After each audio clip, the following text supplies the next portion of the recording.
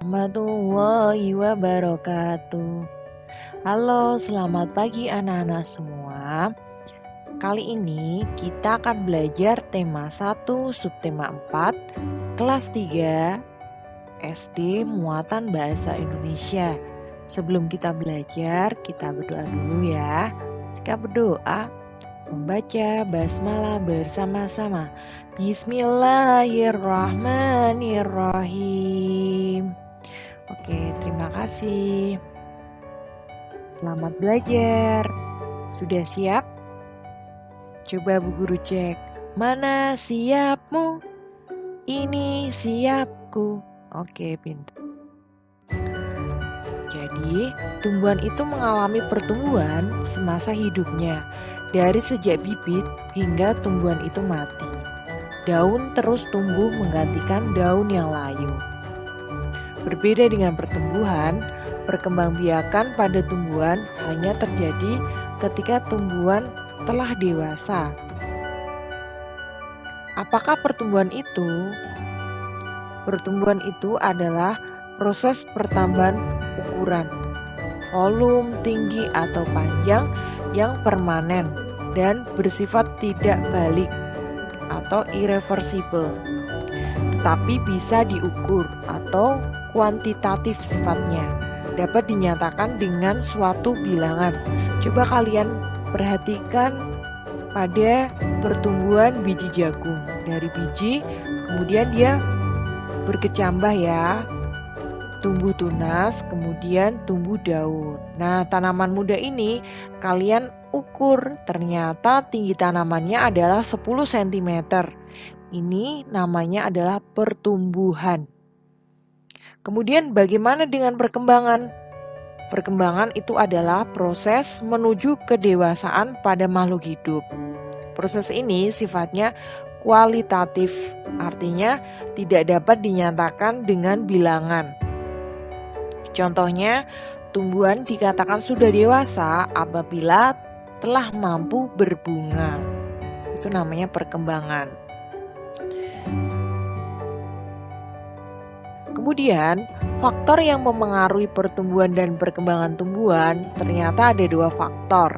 Yang pertama adalah faktor internal, yaitu dari dalam tubuh tumbuhan, seperti genetik dari induk dan hormon. Kemudian, faktor kedua adalah faktor eksternal, seperti nutrisi berupa pupuk, kesuburan tanah, cahaya matahari, air, kelembaban, suhu udara, dan lain sebagainya. Ini adalah 2 faktor yang dapat memengaruhi pertumbuhan dan perkembangan tumbuhan. Nantinya akan memengaruhi pada perkembangbiakan tumbuhan.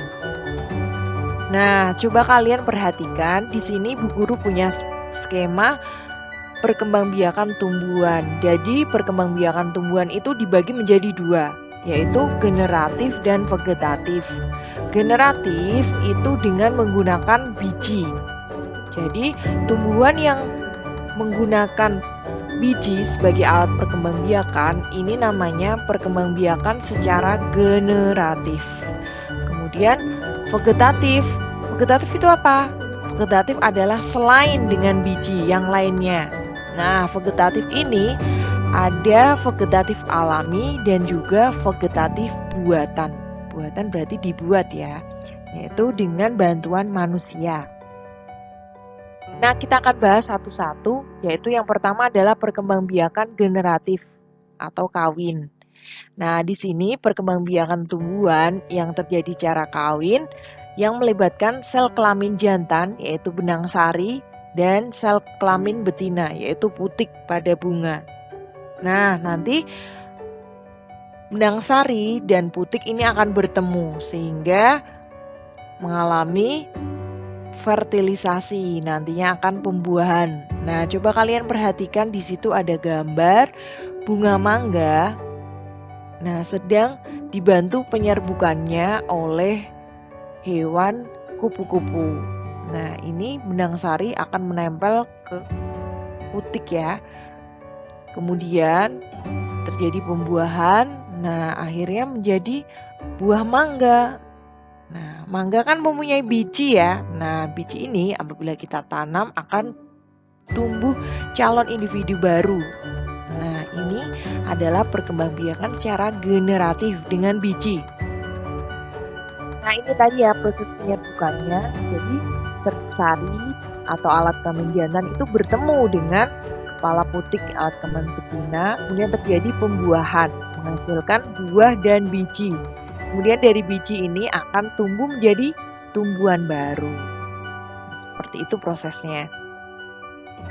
Nah, di alam, hampir semua tanaman itu berkembang biak secara seksual dengan menghasilkan biji atau perkembangbiakan generatif.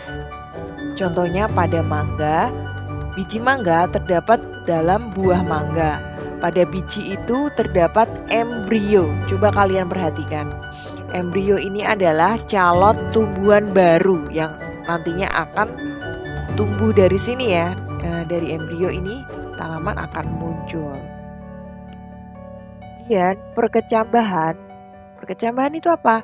Adalah proses awal pertumbuhan suatu tanaman atau tumbuhan, terutama pada tumbuhan berbiji. Jadi ketika biji kalian tanam di dalam tanah, itu dapat berkecambah. Nah, tumbuhan berbiji ini akan mulai aktif dan berkecambah setelah air masuk ke dalam benih atau imbibisi air. Jadi ketika kalian menyiram, nah, otomatis airnya akan diserap oleh biji. Kemudian bijinya akan berkecambah. Bisa kalian lihat ya, contohnya pada biji jagung. Nah, ini akan muncul akar pertama. Nah, kemudian mulai tumbuh, muncul pucuk pertama. Nah, jadi kemudian akan menjadi daun pertama ya, daun pertamanya akan muncul seperti itu. Biji jagungnya akan tumbuh. Nah, ini adalah contohnya pada pohon mangga ya. Pohon mangga itu berkembang biak secara generatif. Jadi dari biji mangga kemudian akan tumbuh akar dan tumbuh akar dan tunas jadi pohon kecil dan dia tumbuh terus hingga menjadi pohon mangga, kemudian berbunga. Nah, dari bunga ini akan muncul buah mangga setelah terjadi penyerbukan tadi ya.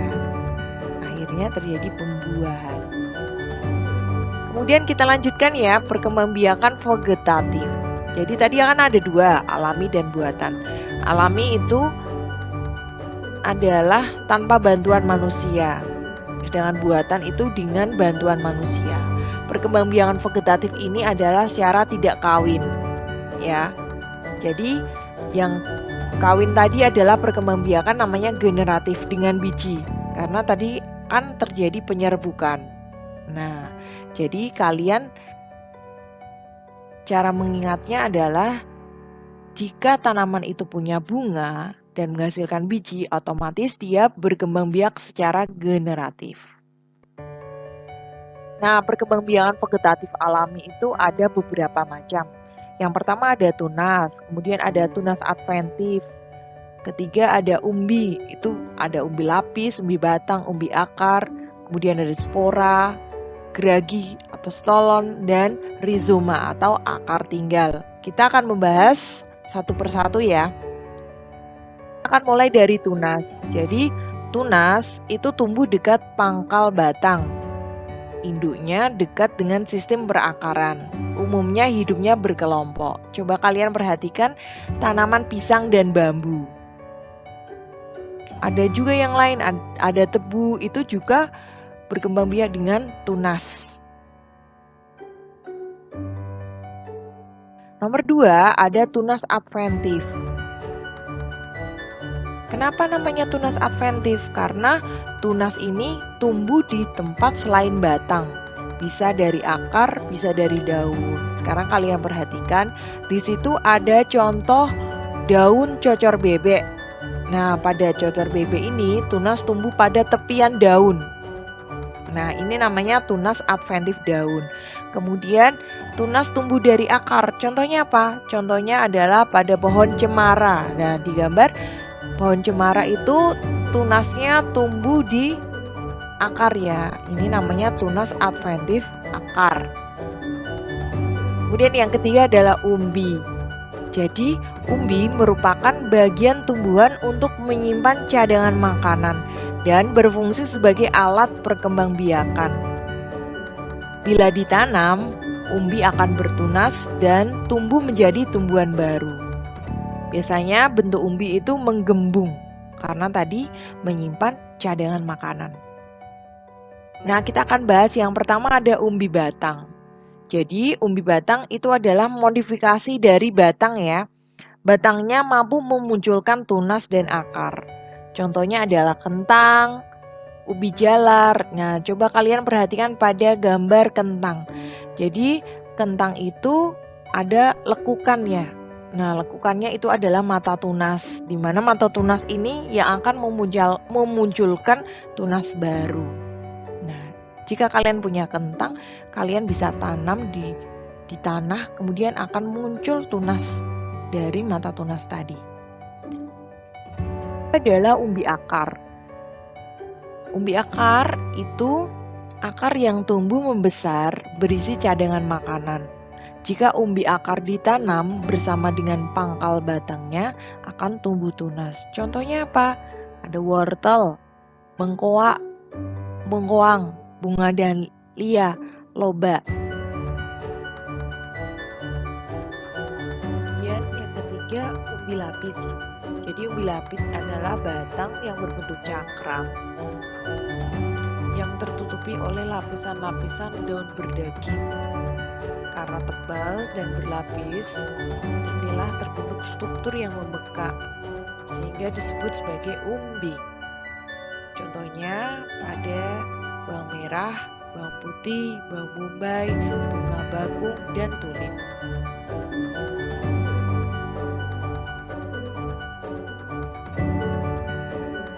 Kemudian spora.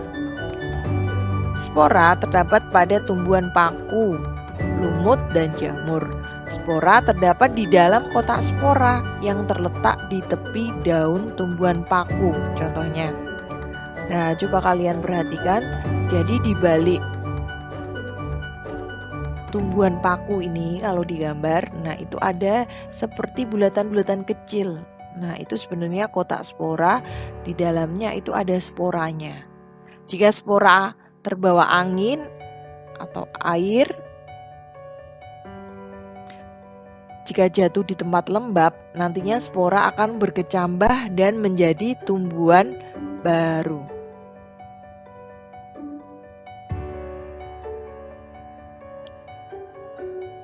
Selanjutnya adalah geragi atau stolon. Nah, jadi geragi atau stolon itu adalah batang yang tumbuh mendatar di permukaan tanah ya. Coba kalian perhatikan gambar. Nah, tumbuhan baru dimulai dengan kuncup ujung yang menyentuh tanah, kemudian membelok ke atas. Nah, dari sini akan tumbuh atau muncul tanaman baru, individu baru.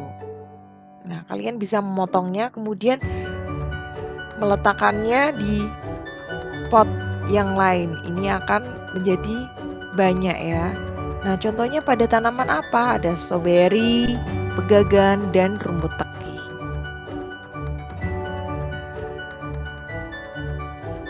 Kemudian yang terakhir ada rizoma atau akar tinggal.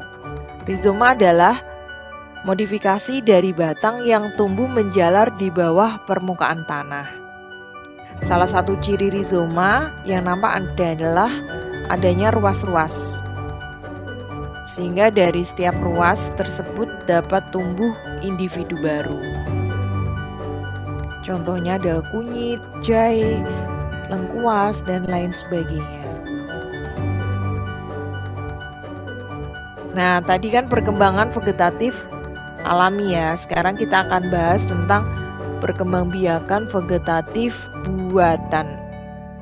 Di sini kita membahas tentang 3, contohnya adalah mencangkok, menyetek, dan menempel. Nah, mencangkok itu apa? Mencangkok adalah cara menumbuhkan akar tumbuh dari batang tanaman yang dicangkok. Mencangkok ini hanya bisa dilakukan pada tanaman yang memiliki kambium. Jadi tumbuhan yang berkambium adalah batang pohonnya yang berkayu, seperti pohon mangga, pohon rambutan, pohon jati. Bagaimana dengan pohon lombok, tanaman lombok? Nggak bisa ya, karena dia tidak memiliki kambium.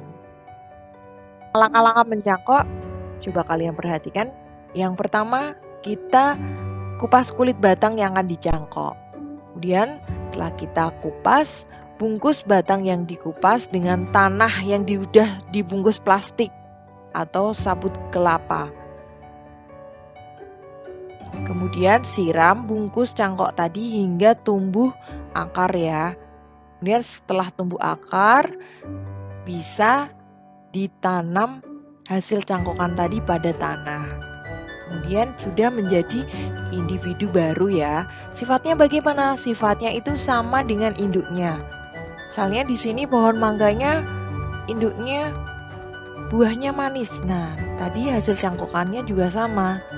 Dia nanti buahnya akan berbuah manis. Jadi keuntungan dari mencangkok ini ada beberapa. Yang pertama, tanaman cepat besar dan berbuah. Kemudian mewarisi sifat induknya. Yang ketiga, dapat menghasilkan tanaman baru dalam jumlah banyak. Metode ini jauh lebih cepat dari perkembangbiakan alami cara kawin generatif secara dengan biji ya.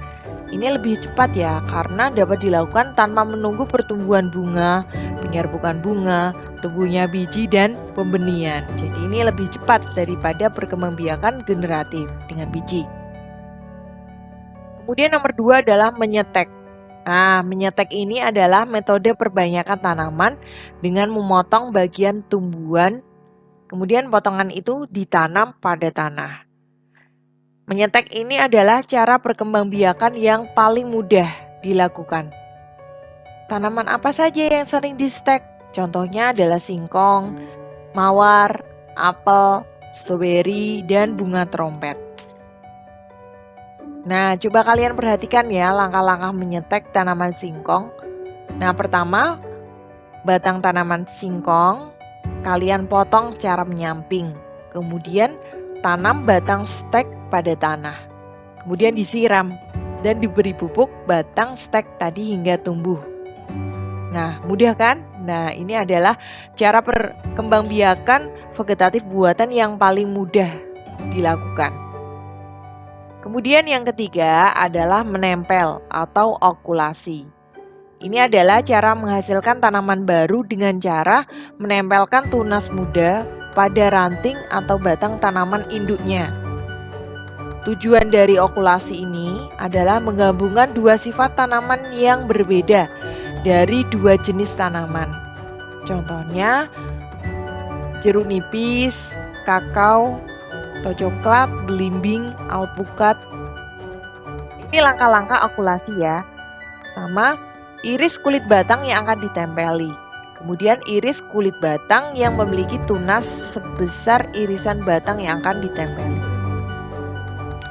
Irisan yang memiliki tunas ditempel pada batang yang akan ditempeli. Kemudian potonglah bagian atas batang jika tunas telah muncul. Kemudian setelah tunas yang muncul, dipotong batangnya, kemudian ditanam.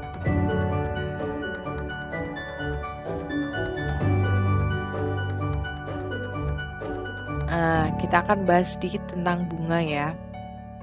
Jadi, bunga adalah alat reproduksi seksual pada tumbuhan berbunga. Pada bunga itu terdapat organ reproduksi, benang sari yaitu alat kelamin jantan, dan putik alat kelamin betina. Awal perkembangbiakan tumbuhan itu adalah lewat penyerbukan.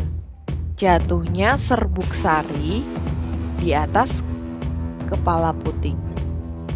Nah, kemudian beberapa bunga itu ternyata dijadikan sebagai simbol ya dalam beberapa hal. Nah, dinobatkan sebagai bunga atau puspa nasional. Bunga apa aja ya?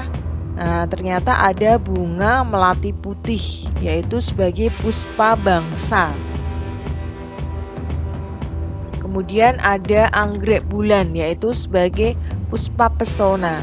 Kemudian ada Rafflesia arnoldi atau Padma raksasa, ini adalah sebagai puspa langka. Ini adalah contoh 3 bunga yang dijadikan simbol atau dinobatkan sebagai puspa atau bunga nasional ya. Nah, itu tadi adalah pembahasan singkat kita tentang pertumbuhan dan perkembangbiakan tumbuhan. Semoga bermanfaat. Kurang lebihnya Bu Guru minta maaf. Wassalamualaikum warahmatullahi wabarakatuh. Dadah.